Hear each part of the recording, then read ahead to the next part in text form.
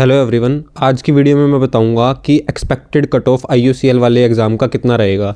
ठीक है, पिछली बार की कट ऑफ के बारे में भी डिस्कस करेंगे कि कौन सी रिफाइनरी का कितना कट ऑफ था, और जो अभी रिसेंटली अक्टूबर में एग्ज़ाम हुआ था IUCL का नॉन एग्जीक्यूटिव के लिए, उसका भी डिस्कस करेंगे कितना गया था और अब की बार कितनी एक्सपेक्टेड है वो बताऊँगा। साथ ही साथ जो पिछले प्रीवियसली दूसरी रिफाइनरीज़ के कट ऑफ गए हैं ना, अभी रिसेंट में जो एग्ज़ाम हुए हैं उनके भी बताऊंगा। तो उस हिसाब से ना आपको काफ़ी आइडिया लग जाएगा कि किस हिसाब से कितनी प्रिपरेशन करनी है, और अपना तुम्हें ये पता लग जाएगा कि कितने नंबर पे तुम्हारा हो सकता है। क्योंकि अगर तुम पहले ही एक्सपेक्ट करके जाओगे कि 80-90 तक कट ऑफ जाएगी, क्योंकि अगली बार नेगेटिव नहीं है, और दूसरे जो एग्ज़ाम्स होते हैं SSC के और ये जो आलतू फालतू बहुत हाई कॉम्पिटिशन वाले एग्ज़ाम होते हैं उन पे 100 नंबर का पेपर है और नेगेटिव मार्किंग नहीं है, तो आराम से 80-85 कट ऑफ चले जाती है। मैं सिर्फ जनरल कैटेगरी की बात कर रहा हूँ, दूसरी कैटेगरी अपने हिसाब से एडजस्ट कर लेना। जैसे OBC में कुछ नंबर कम चले जाते हैं, SC ST में और थोड़े कम हो जाते हैं। अभी सिर्फ जनरल कैटेगरी की कट ऑफ के बारे में बात कर रहा हूँ मैं, ठीक है।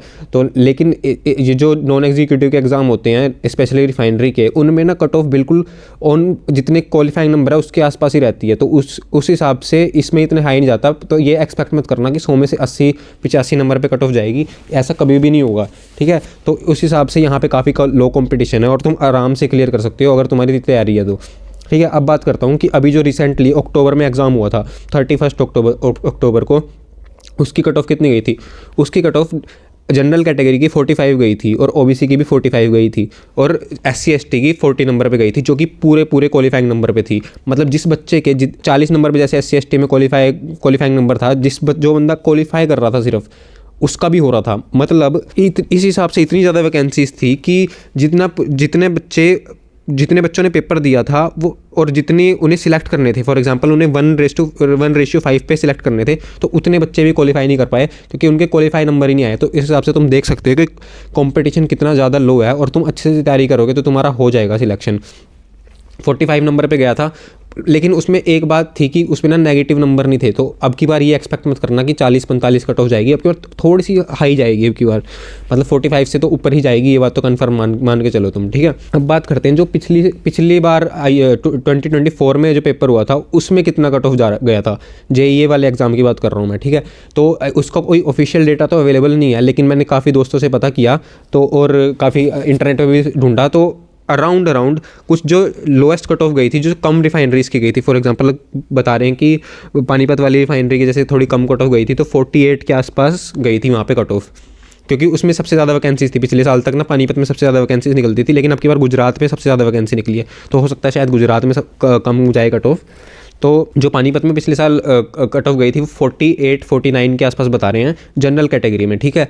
ये कोई तुम 48-49 पे अब की बार मत लगा के चलना, क्योंकि अब की बार पानीपत में थोड़ी वैकेंसीज कम है, तो उस हिसाब से सबकी अलग अलग वैरी करेगी, लेकिन 48-49 चले जाती है लोएस्ट पे, ठीक है।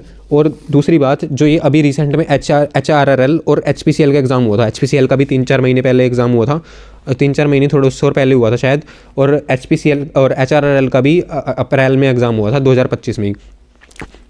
तो HPCL में 102 नंबर पे क्वालिफाइंग मार्क्स थे, मतलब 60% जनरल, जिस भी जनरल वाले बच्चे के 60% मार्क्स आ रहे थे, सिर्फ क्वालिफाइड नंबर बता रहा हूँ मैं, ठीक है। तो 180 नंबर के आसपास का पेपर था वो, और जिसके 60% यानी कि 102 नंबर भी टच कर रहे थे, उन्होंने पहले ही बता दिया था कि 60% क्वालिफाइंग है, तो जिसके क्वालिफाइंग नंबर भी टच कर रहे थे वो भी क्वालिफाई हो रहा था।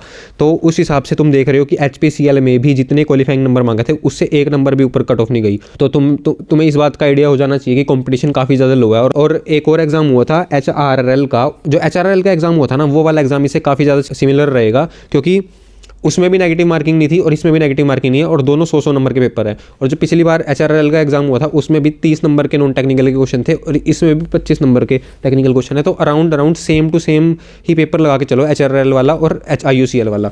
और उसमें HRRL वाले में कट ऑफ गई थी 62 के आसपास जनरल की, तो और क्वालिफाइंग उसमें 60 नंबर ही था, तो उसमें भी 1-2 नंबर ही ज़्यादा गई थी। तो उस हिसाब से कंक्लूजन ये निकलता है कि अगर तुम्हारे इस वाले एग्जाम में 65 नंबर के आसपास, बस 65 में तो अपना ऑलमोस्ट कंफर्म ही समझो, लेकिन 60 भी लगा के चलोगे ना तो 60 पे भी अराउंड हो सकता है। तो 60-65 के पास अपना एक सेफ स्कोर समझ के चलो, आराम से क्लियर हो जाएगा। 60 नंबर इतनी बड़ी बात है नहीं है, अगर तुम्हारा टेक्निकल सिलेबस कंप्लीट है ना तो तुम आराम से कर दोगे। और अभी तक कंप्लीट नहीं किया है तो डिस्क्रिप्शन में और पिन कमेंट में ना एक लिंक दे रखी है, उससे ना तुम्हारा बस तुम्हें रटना है उसको ज़्यादा अपना, अब 15 दिन बचे हुए हैं, ज़्यादा दिमाग लगा के एक एक कंसेप्ट क्लियर करने बैठोगे कभी नहीं कर पाओगे। बस लास्ट में जितना भी सिलेबस बचा हुआ है सारा रट दो। उस ई बुक में मैंने तुम्हें सारा का सारा टेक्निकल सिलेबस कवर किया हुआ है A to Z, जो भी तुम्हारे कोर सब्जेक्ट है प्लस जो भी तुम्हारे एडिशनल सब्जेक्ट है और कोर सब्जेक्ट है, दोनों के दोनों मैंने A to Z सारे डेफिनेशन वाइज कवर कर रखे हैं।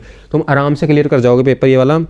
बस तुम्हें ये वाली सारी की सारी डेफिनेशंस रटनी पड़ेंगी, जो कि तुम्हें मैंने ई बुक PDF में बना के दे रखी है। ई बुक तुम्हें PDF वर्जन में डाउनलोड करनी है, डिस्क्रिप्शन में लिंक है, वहाँ पे जाओगे। 499 रुपीज़ की मैंने जानबूझ के रखी हुई है, क्योंकि अगर इसको फ्री रख दूंगा तो सारे के सारे पढ़ लेंगे और कट ऑफ हाई चले जाएगी। इसीलिए मैंने जानबूझ के इस वाली ई बुक को पेड रखा हुआ है, ताकि जो बच्चे जेन्युइनली सीरियस है सिर्फ वही वाले बच्चे इसको पढ़ें।